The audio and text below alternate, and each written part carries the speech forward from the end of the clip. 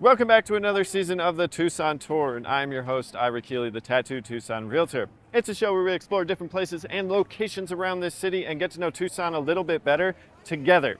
And today we're going to be exploring one of the most iconic events in the Southwest, the Tucson Rodeo.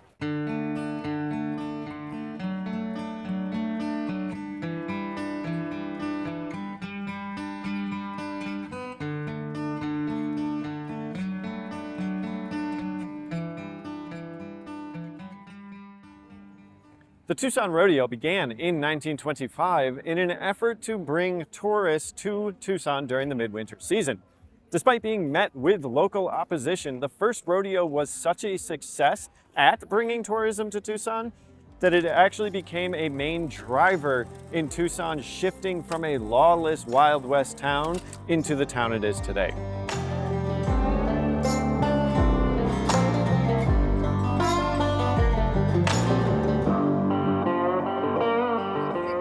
Oh, this would make me scribble. There we go. The first rodeo was held at Kramer Field, but was quickly moved to the Tucson Rodeo grounds by 1932, which at the time could seat 3,000 people and could park a whopping 59 cars. Today, the Tucson Rodeo grounds can seat over 11,000 people. And over the course of the 6-day event in 2022, saw over 55,000 spectators.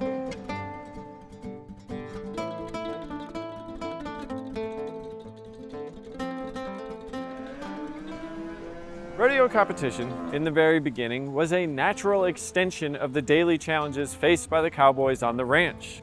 They obviously didn't get enough of that during their long work days, and so they started doing it for fun in their free time. The Tucson Rodeo takes place over 9 days in February. It consists of 7 professional events, but because no one is going to watch a 9-day video, we chose to focus on 2 events: barrel racing and bull riding.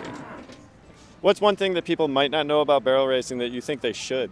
Oh, these horses are athletes, like they're trained and they're maintained as athletes, and we have to also maintain ourselves as jockeys. So it's a team event and we have to be able to read each other's moves. So it's kind of like a dance out there. The primary goal of barrel racing is to complete the course faster than your competitors.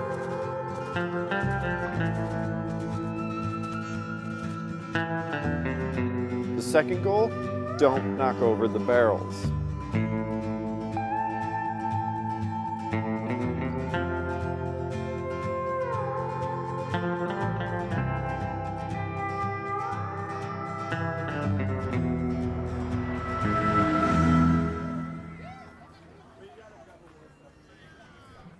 Balance, flexibility, coordination, quick reflexes, and perhaps above all, a strong cup are the stuff of which good bull riders are made. The rider gets on the bull in the chute, and when he is ready, he nods his head.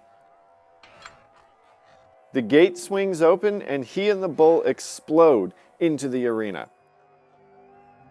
For the next 8 seconds, the rider's sole job is to hold on with just one hand.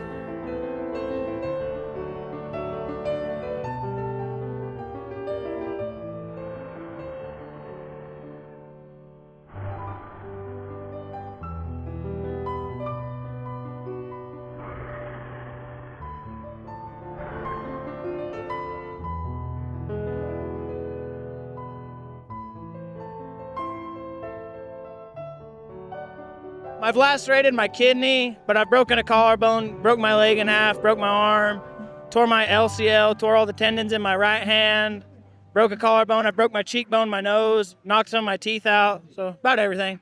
And how old are you again? I'm going to turn 25 in July. Jesus Christ. Holy shit. How long do you think you can keep doing this? Usually till you're about 30s when you get to about retire age for being a bull rider, so.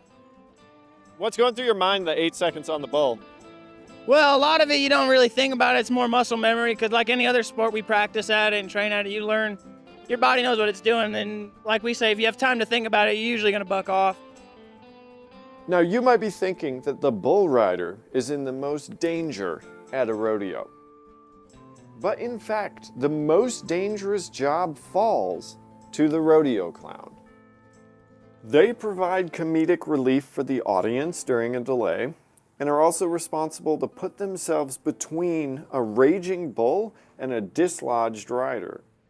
How long have you been doing this? I've turned pro in 2005, so 18 years. Holy shit. That's a long time to be doing that. Prior to that, I started in 2001, so 22 years. How do you get started doing this? Honestly, I come by it pretty natural. I was raised in rodeo, third generation rodeo cowboy, so I knew I'd be involved in some sort of rodeo activity. I just didn't know what. I was good at several different things. This is just what I was best at.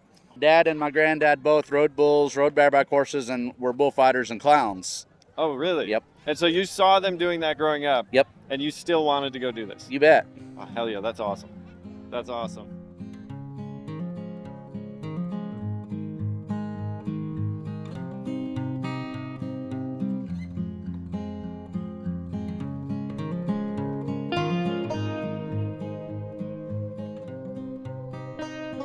For almost 100 years, the Tucson Rodeo has brought generations together to celebrate the traditions and lifestyle of the Wild West.